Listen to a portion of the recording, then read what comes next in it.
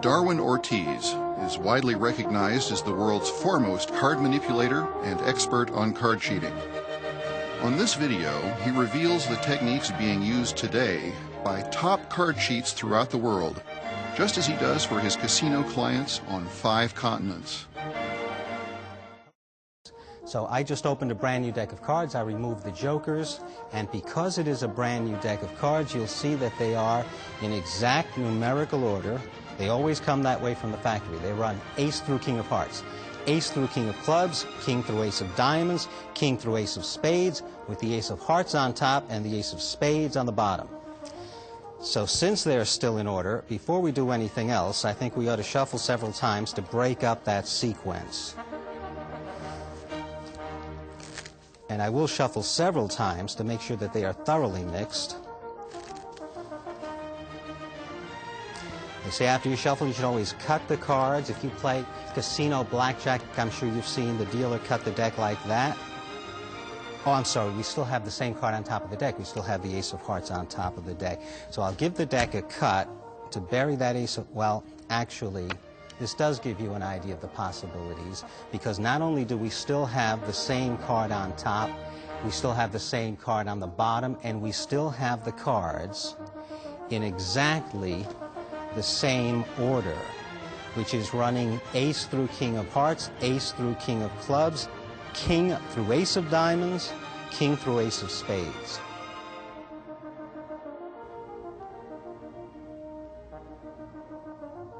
A bottom deal.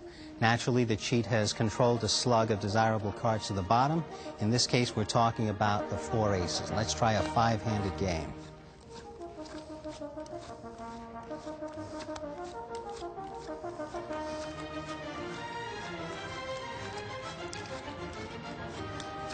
You can see the aces are no longer on the bottom because they're now in my poker hands. I'll place a group of black spot cards on top of the deck and a royal flush and hearts on the bottom. In the various forms of stud poker, the whole cards are dealt face down, but the other cards are snapped face up as they're dealt. This requires a completely different technique of bottom dealing. Here I'm bottom dealing all the cards in the turnover fashion, so that every time you see a black card, you know I must be dealing off the top. Every time you see a royal flush card, you know I must be dealing off the bottom.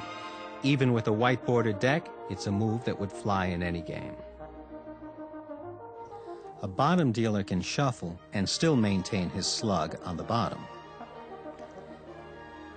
But then another player gets to cut the cards, which in theory would bury the aces in the middle. In this case, however, they're still on the bottom, ready to be dealt. Anytime the dealer knows there's a desirable card on top of the deck, he can withhold that card from the other players and reserve it for himself by means of a second deal. The ace of spades is still on top. These cards were all pulled from directly under the ace, from the second from top position. If we turn the deck face up, it's easy to see how dealing deuces allows the dealer to keep the ace on top until he wants to deal it, rather than delivering it to whichever player should have received it.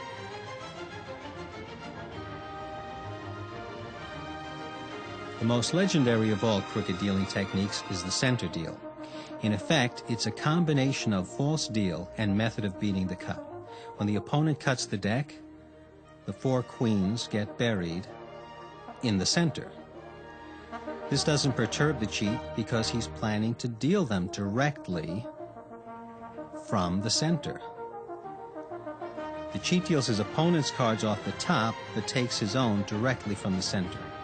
So few card manipulators have ever mastered this extraordinarily difficult technique that it has achieved almost mythical status. The 3 of diamonds makes us a poor 5-card stud hand, but the player merely peeks at his hold card in the standard manner, and now he's paired his up card. The process of checking one's hold card is perfect cover for the switch. Before leaving the game of blackjack, let's take a quick look at a switch that exploits the free drinks most casinos serve at the tables. I've been dealt a 16. With a hand this bad, I might decide that I need a drink. See how much better things can look after a drink? Here is an unusual and little-known switch for the practice of cutting for high card for money. The cheat has previously stolen an ace out of the deck. The sucker is allowed to shuffle. In reality, the cheat would not reveal his card yet. Now he reveals an ace.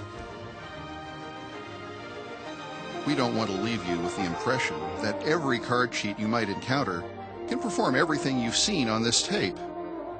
In fact, you'll never find yourself playing cards with anyone who's mastered all of them, unless you play cards with Darwin Ortiz. Card cheats know that mastery of just one or two methods is enough to ensure a good income. It's also true that you'll probably never encounter anyone in a game who can perform these various techniques as well as Mr. Ortiz does. On the other hand, where a card cheat would perform these moves under cover of shade, that's the cheat's term for a distraction, we've allowed the unblinking eye of the camera to focus in on each move close up. Where a card cheat might perform 2 or 3 second or bottom deals in a round of play, we've taken each move to the limit to give you as many opportunities as possible to study it. While in actual play there's never any advance warning that cheating is about to take place, we've given you a chance to view these methods, knowing full well that trickery was about to occur. Well, now you have a much better idea of what you're up against. So keep your eyes open, and good luck.